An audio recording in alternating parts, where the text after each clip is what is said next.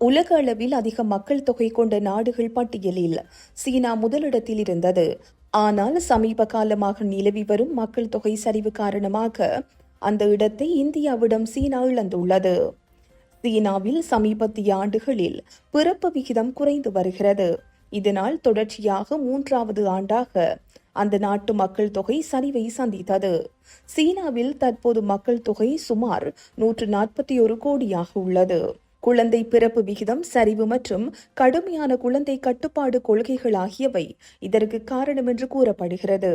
மேலும் 2054ஆம் ஆண்டுக்குள் மக்கள் தொகை வெகுவாக குறையக்கூடும் என்று ஐநா கணித்துள்ளது.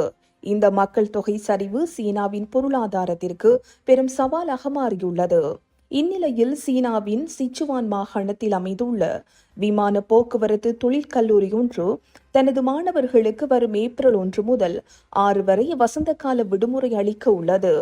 இந்த விடுமுறை நாட்களில் மலர்களை கண்டு காதலை அனுபவியுங்கள் என்று மாணவர்களுக்கு அப்பல்கலைக்கழகம் அறிவுறுத்தியுள்ளது. சீன விமான போக்குவரத்து தொழிற்கல்லூரியின் இந்த அறிவுறுத்தல் உலகளவின் கவனத்தை ஈர்த்துள்ளது.